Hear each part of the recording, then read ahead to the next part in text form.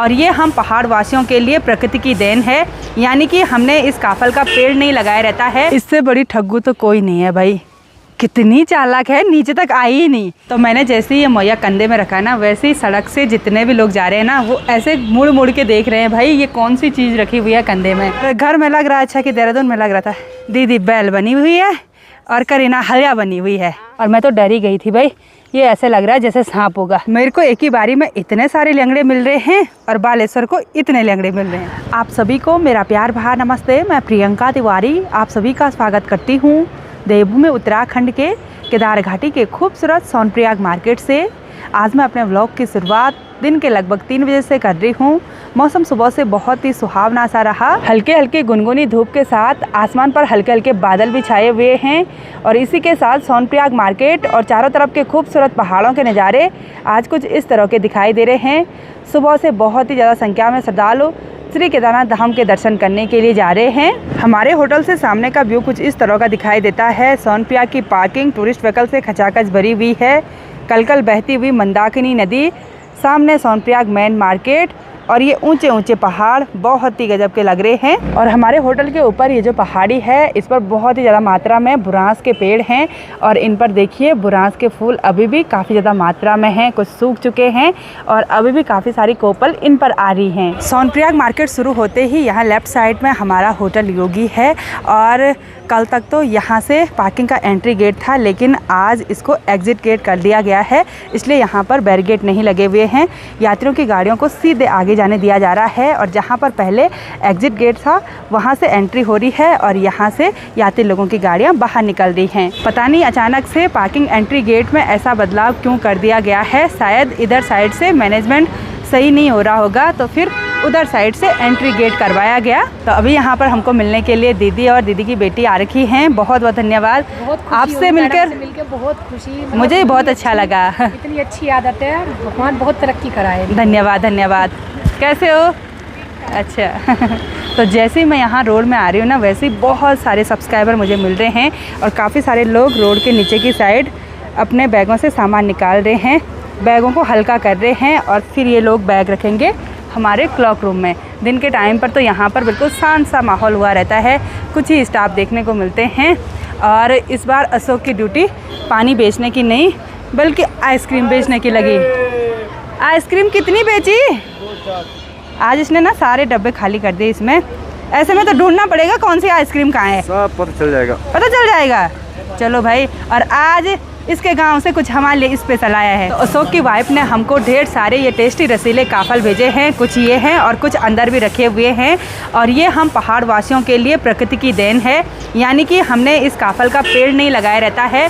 जिस तरह से पहाड़ों में जंगलों में बहुत सारे बुरांस के पेड़ों पर बुरांस के फूल खिले रहते हैं, उसी प्रकार से काफ़ी सारे काफल के पेड़ होते हैं, और उन पर आजकल ढेर सारे रसीले टेस्टी काफल लगे रहते हैं। तो ये इस सीज़न के हम फर्स्ट काफल के फल खाने वाले हैं। बहुत ही मीठे हो रहे हैं, बहुत ही रसीले। तो यहाँ पर सभी स्टाफ वाले हैं, तो आपके लिए काफल थोड़ा मैंने अपने ले रखे, थोड़ा सबके लिए, ठीक है? हाँ, सब पहली बार चख रहे होंगे नहीं? पहली बार। हाँ, हमारा तो नहीं रहा। तो मैं नहीं मन हमारे यहाँ होता ही नहीं है। अच्छा, आप कैसी जगह से हैं भाई जहाँ काफल नहीं होते? आपके यहाँ तो होते होंगे। हमारे यहाँ तो एरिया काफल इन्हीं के यहाँ से आ रखे हैं। अच्छा, हाँ, आप जंगल नहीं जाते होंगे शायद, मुझे लग रहा है। सबको बांट देते हैं भाई, इधर भी है। अरे इधर लो लो लो लो, इधर भी स्टाफ है, लो निकालो, खाओ भाई। और इनकी शादी हुई बल कुछ महीने पहले, आपको बधाई। धन्यवाद। चलो अशोक ले भाई, आपकी बीवी ने इतने प्यार से भेजे हैं, लो। क्यों शर्मा रहे इतना? और ये बोला था, उसने बोला कि बाद में भेजेंगे ना। हाँ, ये तो शर्माता रहता है भाई। और एक स्टाफ इधर भी है। ये पहाड़ी फल है भाई, ये बहुत मुश्किल से मिलता है। उनको भी दो, उनको भी दो। लो जी, बहुत मुश्किल से मिलता है। काफल इतने ज़्यादा मीठे हो रहे हैं ना, हाथ से पकड़ रहे फिर बाद में हाथ चिपक जा रहे हैं, इतने मीठे हो रहे हैं नहीं यार। अशोक की बीवी ने तो अच्छा भेजा भाई। सारे स्टाफ अभी मस्त काफल का आनंद ले रहे हैं।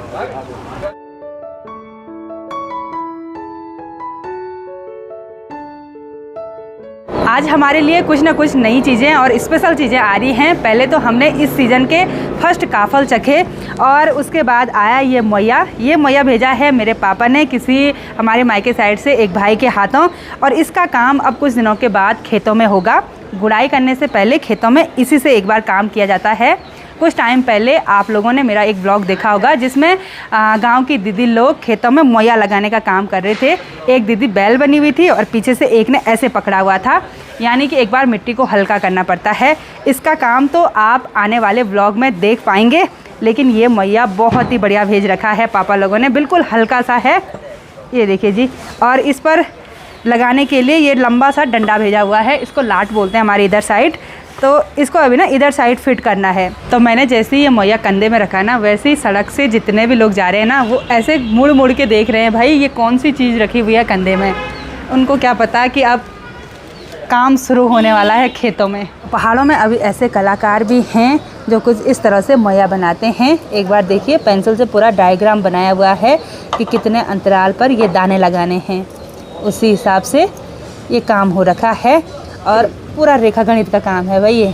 तो अभी हम इस मोया को लेकर जाने वाले हैं किमाना वाले घर में, और साथ ही किमाना वाले घर के लिए काफ़ी सारा सामान भी रख दिया है। तो अब चलते हैं अपनी बुलेरो गाड़ी से। आज बुलेरो गाड़ी यहीं पर खड़ी थी तो इसको रख देते हैं एक बार।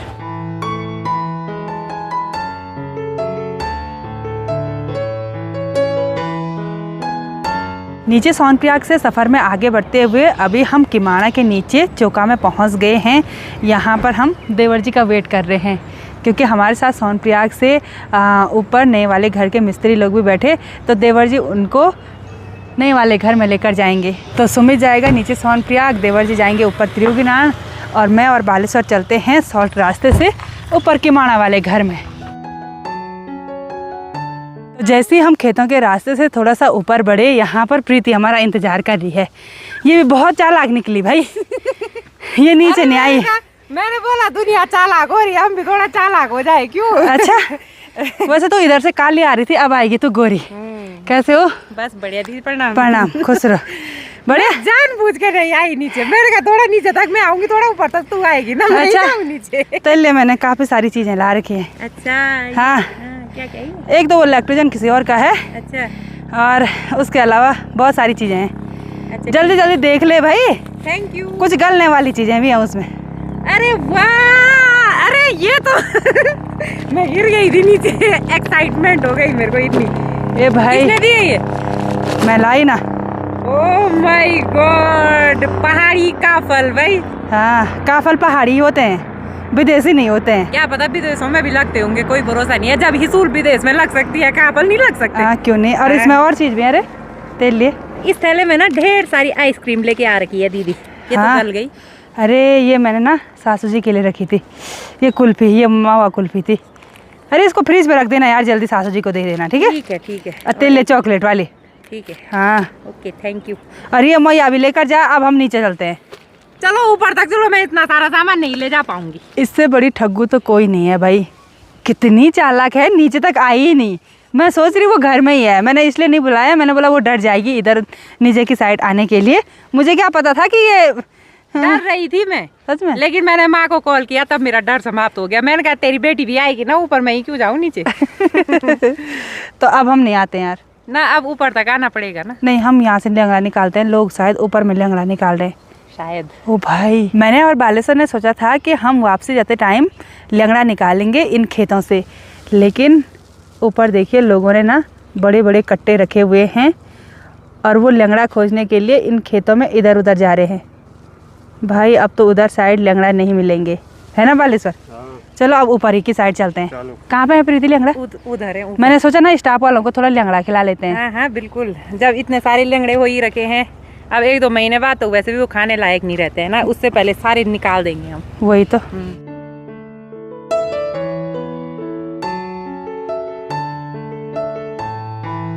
यहाँ किमाना मोहल्ले में पहुँचते ही इन खेतों में दीदी लोग लगे हुए हैं मोया लगाने पर, और इन खेतों में जल्दी से अनाज उग गया। इस खेत में झंगोरे की खेती करी हुई है और यहाँ नीचे के खेत में भी झंगोरा बोया हुआ है। इसमें अब तो डायरेक्ट गुड़ाई करने के लिए हो गया, अब मोया नहीं लग पाएगा, क्योंकि मोया लगाने के लिए बहुत ही ज़्यादा जोर लगाना पड़ता है। दीदी बैल बनी हुई है और करीना हलिया बनी हुई है। क्या क्या हो रहा करीना? लगे हैं।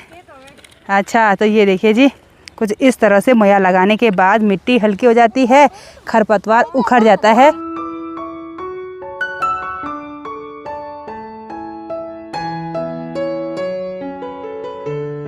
तो सासू जी यहाँ बालकनी में आराम से बैठे हुए हैं।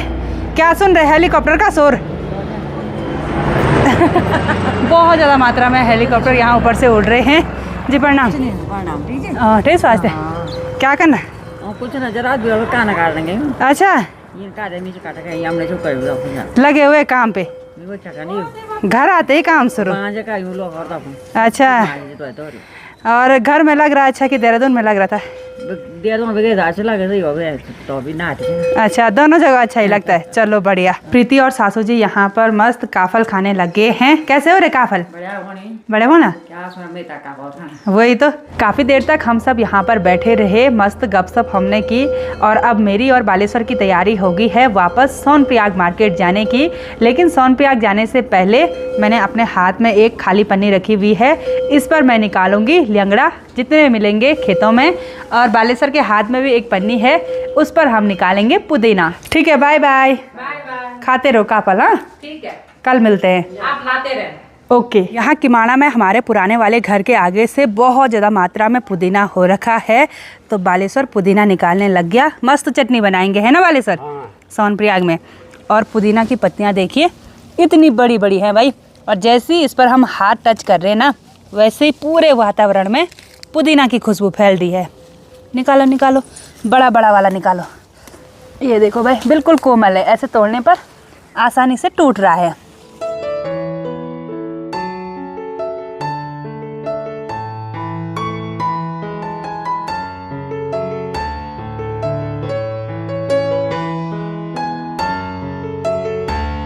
हम इधर की साइड खेतों में लंगड़ा निकालने के लिए आए, लेकिन इधर साइड तो वो जो लोग लंगड़ा थोड़ी देर पहले निकाल रहे थे ना, उन्होंने सारी जगह से निकाल रखे हैं। तो अब हम चलते हैं यहाँ से ऊपर। सामने पर मुझे कुछ हिसूल की झाड़ियाँ देखने को मिल रही हैं, और उन झाड़ियों पर ढेर सारी पक्षियाँ भी बैठी हुई हैं हिसूल खाने के लिए। तो थोड़ा सा एक बार हिसूल का आनंद ले लेते हैं, क्योंकि आजकल के टाइम पर ही हिसूल होती है, बाद में नहीं होती है।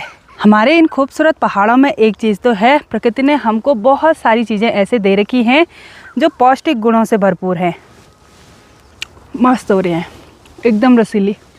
मार्केट से बैरी ख़रीदने की कोई भी ज़रूरत नहीं है, यहाँ नेचुरली ये बैरी मिल रही हैं। इधर साइड लंगड़ा निकालते निकालते अचानक से मेरी नज़र इस पौधे पर पड़ी, और मैं तो डर ही गई थी भाई।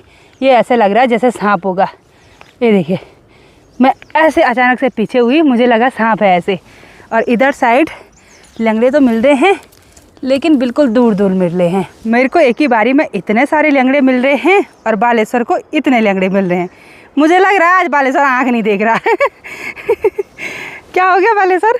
कुछ नहीं देख रहे? अच्छा, सारी जगह खेतों में घूमते घूमते हमको बस इतने ही लंगड़ा मिले, क्योंकि लोगों ने एडवांस में लंगड़ा निकाल रखे हैं। अगर किसी ने भी लंगड़ा नहीं निकाले रहते ना, तो हमको ये थैली भरने में सिर्फ 5-10 मिनट का टाइम लगता। लेकिन आज हम खेतों में बहुत सारी जगह घूमे, सारी जगह निकाल रखे हैं। जहाँ पर उनकी नज़र से बच गए होंगे, तो वहाँ से हमने लंगड़ा निकाले। मुझे तो बहुत ही ज़्यादा पसंद है लंगड़ा, और जब तक प्रकृति हमें दे रही है ये सब चीज़ें, तब तक इनका आनंद लेना चाहिए।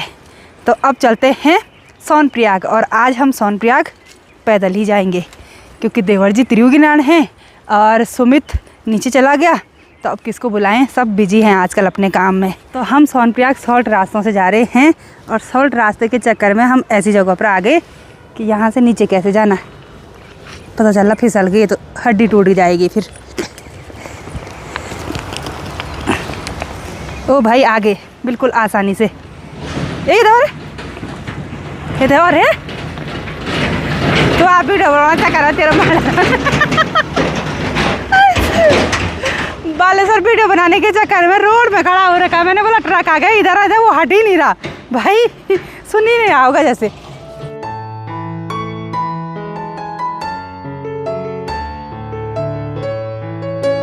रात के लगभग 10 बजे का टाइम हो गया और घूम फिर के जैसे ही मैं अपने रूम में गई तो फिर बाहर आने का मन ही नहीं किया, क्योंकि बाहर तो बिल्कुल ठंडी ठंडी हवा महसूस हो रही है, फिर रज़ाई अच्छी लग रही है। तो आज की इस वीडियो को यहीं पर एंड करते हैं।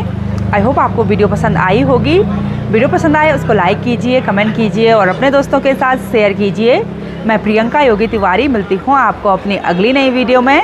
तब तक के लिए जय देवभूमि उत्तराखंड।